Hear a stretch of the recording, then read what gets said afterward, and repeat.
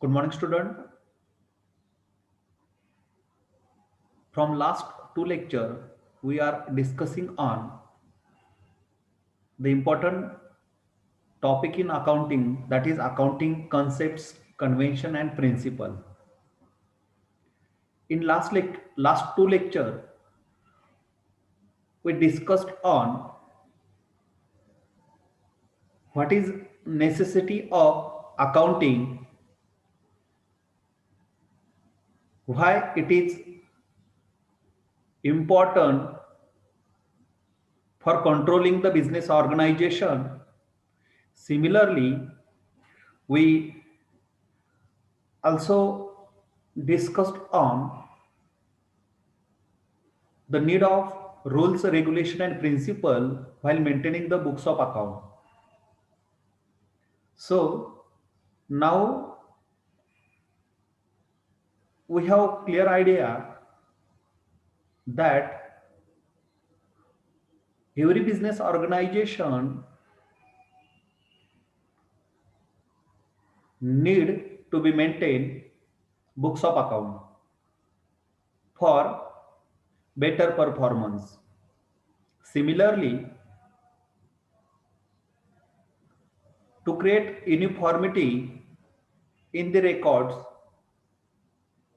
it is also necessary to apply the rules, regulation, convention and concepts, that means principles, while recording the accounting transactions in the books of account and preparation of financial statement. So basically, the need of accounting principle is to create uniformity in the books of account. Uniformity create the unique language of business to understand the meaning, methods, procedure, and all aspect regarding accounting transactions recorded in the books of account to all the stakeholders like management, shareholder, government, creditors, investors, shareholder. That's why principles, rules, and regulations, similarly customs, are required while maintaining the books of account. Okay. Now, accounting principle. With discuss on rules, regulation, and principle are required while maintaining the books of account. But what is the exact meaning of accounting principle? What is the meaning of accounting principle? What is principle? Principle. Basically, principle deals with the rules and regulation. Okay, and when we use the rules and regulation in accounting, at that time it is called as accounting principles. The accounting process and financial statements are based on certain principles. That means whenever you doing accounting process, when we record the any voucher in the journal book, then we transfer journal entry into ledger book. Then we create trial balance from the various ledgers, and with the help of trial balance and adjustment, we prepare the financial statement, that is trading profit and loss account and balance sheet. All this accounting cycle and process is based on certain principle. We use various number of principle while recording all this process and preparation of financial statement. म्हणजे बघा त्या ठिकाणी आपण ज्यावेळेस accounting process use करतो किंवा financial statement तयार करतो मित्रांनो, तर ती अकाउंटिंग प्रोसेस किंवा फिनान्शियल स्टेटमेंट ही कशावर आधारित असते? Based on certain principle. we are using the various principle while recording the accounting transaction. Business process म्हणजे एखादं व्हाउचर असेल, व्हाउचर जर्नल बुक मध्ये नोंदवतो आपण, जर्नल बुक मधनं ते लेजर पोस्टिंग करतो, लेजर पोस्टिंग वरनं त्या ठिकाणी डे बुक तयार करतो, डे बुक वरनं ते ट्रायल बॅलन्स तयार करतो आणि ऍडजस्टमेंटचा आधार घेऊन त्यावरनं आपण फिनान्शियल स्टेटमेंट तयार करतो, म्हणजे trading profit and loss account balance sheet तयार करतो. आणि मग हे सर्व रेकॉर्ड करत असताना आपण त्या ठिकाणी वेगळ्या तत्वांचा वापर करतो, प्रिन्सिपलचा वापर करतो, बरोबर ना.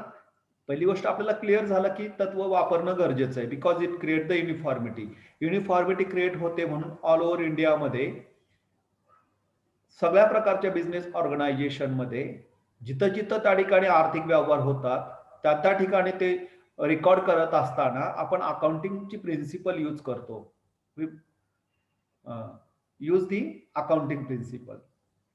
The term accounting principle is a wide term and includes all practices, procedure, methods, techniques, concepts and convention of accounting.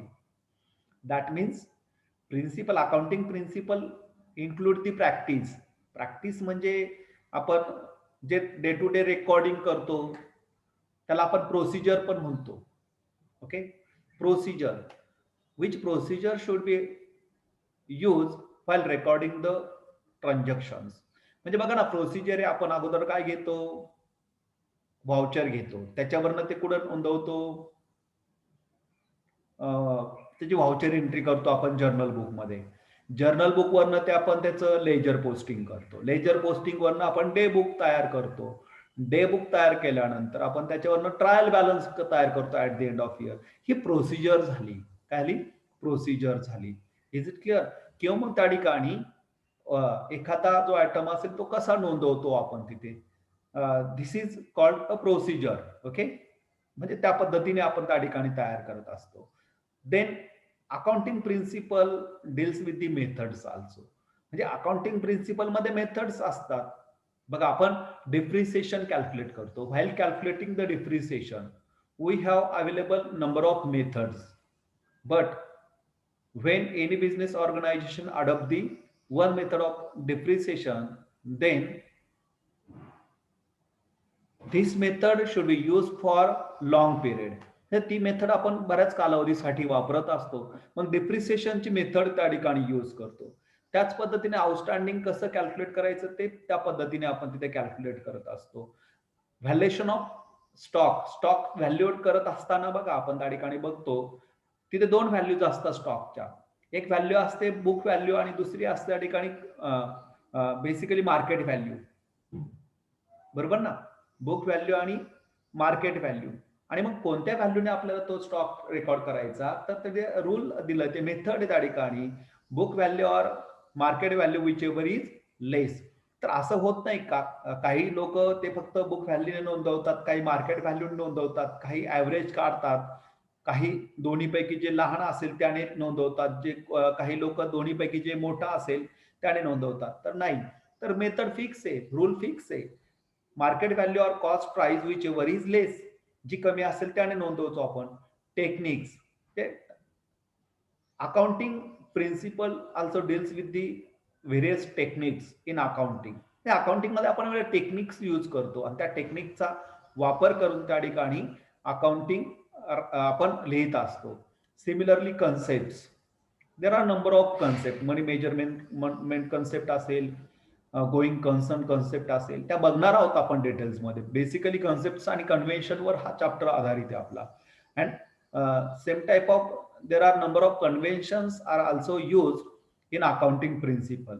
So accounting principle is not a narrow concept. It is give a broad sense, wide sense. It is a wide term, and it includes the practices of accounting, procedure of accounting, methods of accounting, techniques of accounting, concepts of accounting, convention of accounting, rules of accounting, regulations of accounting. In other words, accounting principle is a guide or rule of action about what to do and how to do in given situation. So, accounting principle work as a guide of every accountant, every stakeholder, every community which belong to accounting. अकाउंटिंगच्या कम्युनिटीला अकाउंटंटला guide करण्याचं काम, it is a guide, it is a guide, तो त्या ठिकाणी guide करण्याचं काम करतं accounting principal, बरोबर ना. इट इज अ गाईडलाईन्स और रूल म्हणजे तत्व ऑफ ऍक्शन, काम करण्याचं, अबाउट व्हॉट टू डू, काय करायचं, काय करायचं, बेसिकली काय करायचं, अकाउंटिंग करायचं म्हणजे काय करायचं. तुम्हाला सांगितलं प्लीज सॉल्व दी प्रॉब्लेम, एवढंच फक्त त्या ठिकाणी सांगितलं, तर तुम्ही काय करायचं काही माहित नाही तुम्हाला, म्हणजे त्या ठिकाणी एक्झॅक्टली त्या प्रॉब्लेम मध्ये काय करायचं. But accounting principle give the guidelines, work as a guide about what to do. And similarly काय करायचं हे माहित असताना what to do is important while doing anything, but similarly it is also necessary to know about how to do that such thing. If we know what to do but we don't know about how to do, then we are unable to doing such thing. ती गोष्ट काय करायची हे माहिती असायला हवं, पण त्याच पद्धतीने ती कशी करायला हवी. अकाउंट काय करायचं, तर अकाउंट्स बनवायचे, फायनल अकाउंट तयार करायचं, म्हणजे माहिती आहे काय बनवायचं, ट्रेडिंग अकाउंट बनवायचं, प्रॉफिट अँड लॉस अकाउंट बनवायचं, बॅलन्स शीट बनवायचं, what to do, what to do म्हणजे गाईडलाईन्स दिली त्या ठिकाणी अकाउंटिंग प्रिन्सिपलने की काय बनवायचं. पण तुमचा नेक्स्ट क्वेश्चन असेल हाऊ टू डू, कसं बनवायचं सर. सो ह्या दोनही गोष्टी काय करायचं त्या ठिकाणी, what to do and how to do. Okay, in given situation accounting principle give guidelines to the user, to the stakeholder, to the accountant, to the accounting community. Okay, principle itself science and accounting is also science. Basically principle means rules and regulation, and science deals with the rules and regulation, science deals with the rules and regulation. And basically principle, this word comes from rules and regulation, that's why itself one science. And similarly we follow the number of methods, number of rules, regulation, principle in accounting, that's why accounting is also one type of science. So accounting needs to use of principle in the information. It is very difficult to define, to make the accounting method and practices understandable, meaningful. Accounting have agreed on a number of concepts and principles which are used in the preparation of financial statement. Okay, accounting method and practices, it is not simple task. We need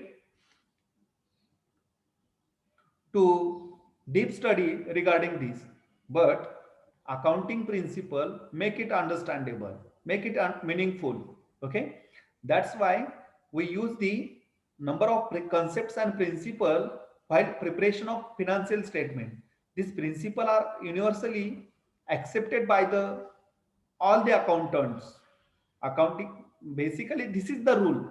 When there is principle, there is rule, that means it is accepted by universal, it is accepted by the community, it is accepted by the community.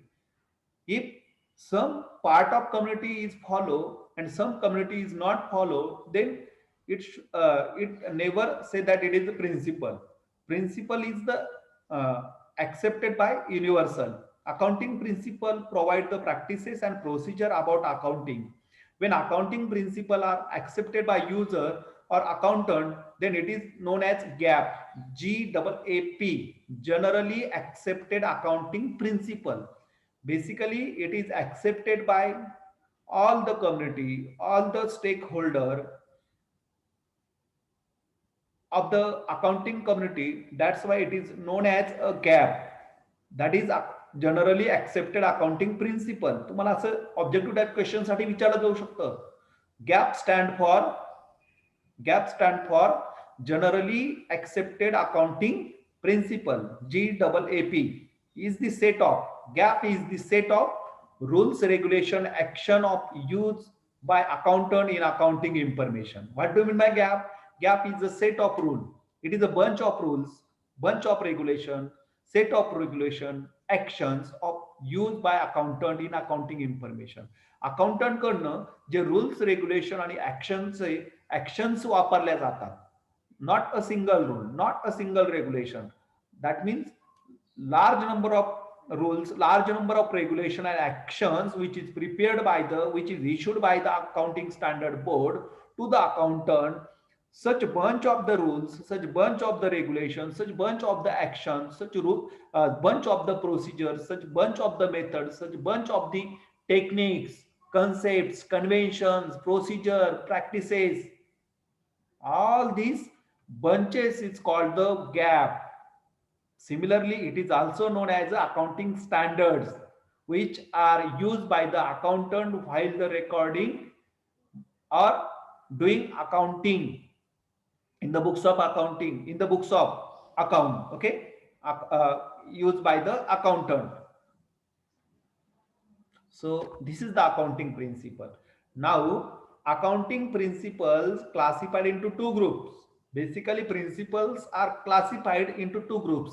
First part is related with the concepts and second part is related with the conventions.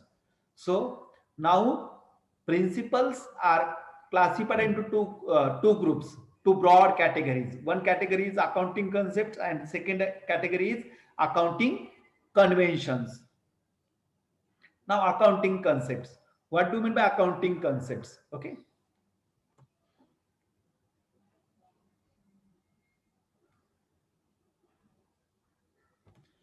Basically accounting concepts are the various concepts developed by the accounting standard board to understand the various procedures and rules and regulation while the maintaining the books of account.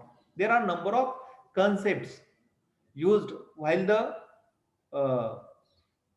use of accounting principle.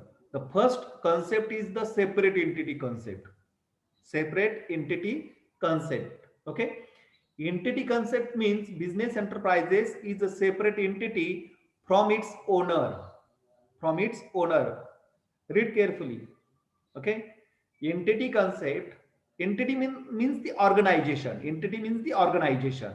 Entity concept means business enterprises. Entity means the business enterprises is a separate entity, is a separate organization from its owner. From its owner. Okay. That means Reliance company is separated from, it is separate from Anil Ambani and Mukesh Ambani. It is separate from Mukesh Ambani. Is it clear? म्हणजे काय ताडी काडी का जी company आहे, जी organisation आहे, जी entity आहे, तिचं अस्तित्व, separate entity, तिचं अस्तित्व हे मालकापासून वेगळं आहे. That means Reliance company and Mukesh Ambani are not similar, not a one thing. ती एक गोष्ट नाहीये. म्हणजे मुकेश अंबानीला वेगळं ठेवायचं, मालक येतो. Okay. That means Reliance company is separate entity from Mukesh Ambani. म्हणजे मुकेश अंबानी पासून रिलायन्स कंपनी काय वेगळी आहे. Is it clear? Business is distinct from its owner. म्हणजे बिझनेस हा मालकापेक्षा वेगळा असतो. बऱ्याच वेळेस आपण मालक आणि त्या कंपनीला ओनर आणि त्या एंटिटीला एकच समजून बसतो त्या ठिकाणी. म्हणजे आपण त्या ठिकाणी रिलायन्स कंपनीच्या ऑफिसमध्ये जात असेल तर आपण असं म्हणायला नाही पाहिजे की मी मुकेश अंबानींकडे चाललोय. मुकेश अंबानींच्या घरी जाणार असेल तर मुकेश अंबानींच्या घरी चाललो आहे. म्हणजे कंपनीच्या कामानिमित्त चाललोय. म्हणजे बेसिकली त्यांचं मुकेश अंबानी ही वेगळी व्यक्ती झाली आणि त्यांचा बिझनेस हा वेगळा व्यक्ती झाला.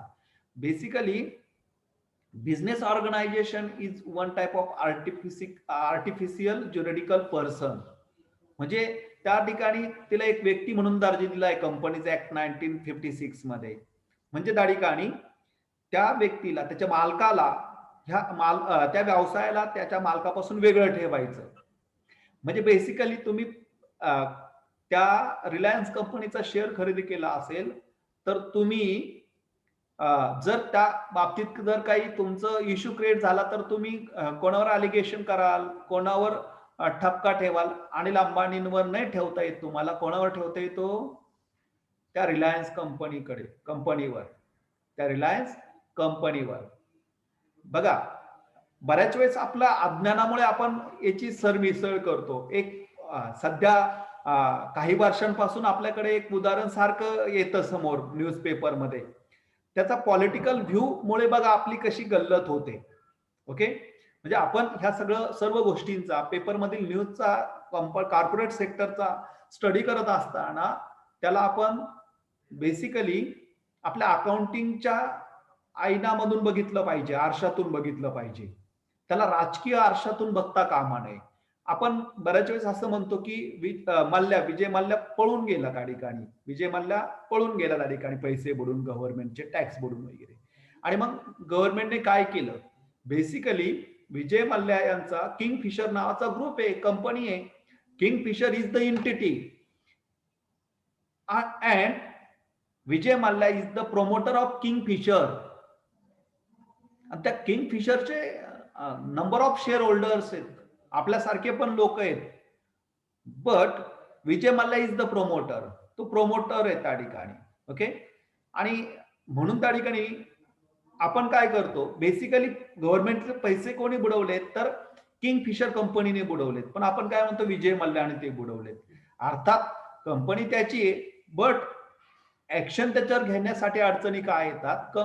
बेसिकली गव्हर्नमेंट किंवा रूल्स अँड रेग्युलेशन ऍक्शन घेऊ शकते, तर ती कोणावर? त्या किंगफिशरवर. डायरेक्टली फक्त मल्ल्यावर घेऊ शकत नाही. Cause of Kingfisher is the entity and Vijay Mallya is the owner of Kingfisher. आणि आपल्याला त्याला सेपरेट ठेवावं लागणार त्या ठिकाणी. सेपरेट ठेवलं जातं त्या ठिकाणी. That's why business is distinct from its owner. Business transaction should be recorded in the books of business and transaction of owner should recorded in his personal books of accounts. म्हणून basically business transaction हे बिझनेसच्या books of account मध्ये record केले जातात आणि ओनरचे transaction हे ओनरच्या books of account मध्ये त्याच्या पर्सनल अकाउंट मध्ये रेकॉर्ड केले जाणार. म्हणजे सेपरेट एंटिटी कन्सेप्ट काय आपल्याला टीच करते? Whatever you recorded any transactions in the books of account of the business, आपण बिझनेसचं बुक्स ऑफ अकाउंट बघतो आहोत ना, तर त्यावेळेस all transaction which are directly related to or indirectly related to business organization, only those transactions should be recorded in the books of account of the business. And any transactions which are incurred by owner for his personal use, such expenses should not record in the books of account of the business organization, because those expenses are expenses incurred by the owner for his personal use. That's why such expenses should be recorded in the books of account of the owner. त्या ओनरच्या books of account मध्ये record केले जातील, ते बिझनेसच्या याच्यामध्ये record केले जाणार नाही. ओनर आहे, ओनरने ट्रॅव्हलिंग एक्सपेन्सेस केला. ओनरने काय केला? ट्रॅव्हलिंग एक्सपेन्सेस केला. Owner should incurred the travelling expenses for the purpose of legal matter of the business organisation. मालकाने प्रवास केला, लीगल ट्रान्झॅक्शन, लीगल इश्यूज होते त्या संदर्भात त्याने प्रवास केला सेटल करण्यासाठी. आणि मग तो जो काही लीगल मॅटर होता, legal matter is associated with the business, तो बिझनेसचा मॅटर होता. आणि that's why such expenses are related with the business organisation. आणि म्हणून ते त्या ठिकाणी काय केले जातील, कशामध्ये रेकॉर्ड केले जातील? Basically such expenses are associated with, is related with the business entity, business enterprises. आणि म्हणून ते खर्च त्या ठिकाणी बिझनेस एंटरप्राइजेस मध्ये केले जातील. ट्रॅव्हलिंग केलं गुड्स परचेस करण्यासाठी, मार्केटिंग करण्यासाठी. Is it clear? मार्केटमध्ये गेला बिझनेसचा रॉ मटेरियल परचेस करण्यासाठी. म्हणून ते सर्व खर्च कशाच्या रिलेटेड? Business एंटिटीच्या related. म्हणून ते एंटिटीच्या बुक्स ऑफ अकाउंट मध्ये रेकॉर्ड केले जातील. ओनरने ट्रॅव्हलिंग केलं, ओनरने काय केलं? ट्रॅव्हलिंग केलं आणि तो मार्केटमध्ये गेला घरची भाजीपाला खरेदी करण्यासाठी. घरचा भाजीपाला खरेदी करण्यासाठी काय खरेदी केलं? घरचा भाजीपाला. भाजीपाल्याची कॉस्ट आणि प्रवास खर्च हा बिझनेस ऑर्गनायझेशन मध्ये टाकता येईल का त्याला? नाही, तो त्याला टाकता येणार नाही. Because such expenses are incurred for his personal purpose. त्याच्या पर्सनल कामासाठी त्याने तो खर्च केला. पत्नीला तो फिरायला घेऊन गेला, सासरवाडीला तो गेला त्या ठिकाणी, मुलाला मूवीज दाखवायला गेला. Such expenses are associated with personal cause. म्हणून ते त्या ठिकाणी बिझनेस ऑर्गनायझेशन मध्ये रेकॉर्ड करता येणार नाही. That's why business transaction should be recorded in the books of a business and transaction of owner should be recorded in his personal books of account. This concept help in keeping business free from any influence of personal transaction of the owner. He concept काय शिकवते की personal खर्चाचा impact हा बिझनेसवर होऊ द्यायचा नाही, बिझनेसवर होऊ द्यायचा नाही. त्याने बिझनेसमध्ये एखादी नवीन युनिट चालू केलं आणि तिथे सत्यनारायणाची पूजा घातली तर तो बिझनेसचा एक्सपेंडिचर झाला. आणि घरी मात्र सुख शांती लाभावी म्हणून घरी सत्यनारायणाची पूजा घातली तर तो सत्यनारायणाच्या पूजेचा खर्च त्याला बिझनेसमध्ये रेकॉर्ड करता येणार नाही. Okay, that means the concept help in keeping business free from any influence.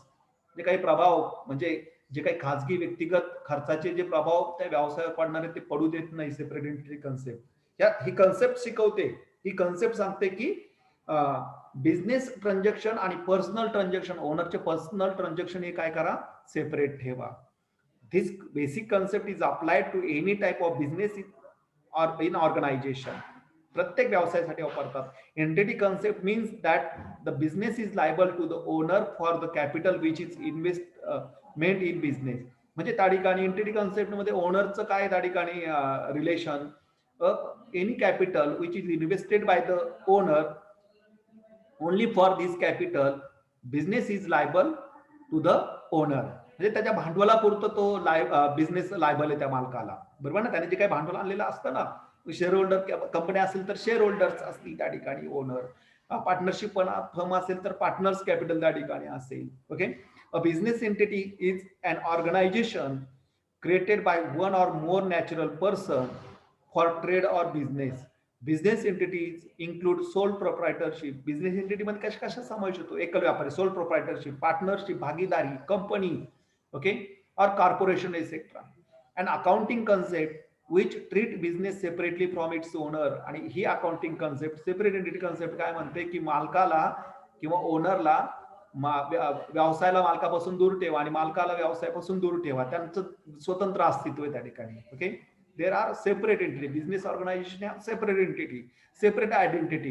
Okay, the separate entity assumptions state that the transaction conducted by a business are separate to those conducted by its owner. मालकाने केलेला खर्च आणि व्यवसायाने केलेला खर्च हा वेगळा असतो. व्यवसायाचे ट्रान्झॅक्शन हे व्यवसायामध्ये रेकॉर्ड करायचे आणि मालकाने केलेले ट्रान्झॅक्शन जे पर्सनल कॉस्ट साठी ते सेपरेट करायचे. इफ ओनर ऍक्च्युअली कंपनी स्वतः तर जाणार नाही, बिल्डिंग म्हणजे जी कंपनी आहे तिथं काही स्वतः खरेदी करायला जाणार नाही, मालक किंवा त्याचे लोकच त्या ठिकाणी जाणार आहेत. पण ते कशासाठी खर्च हे पण लक्षात घ्या.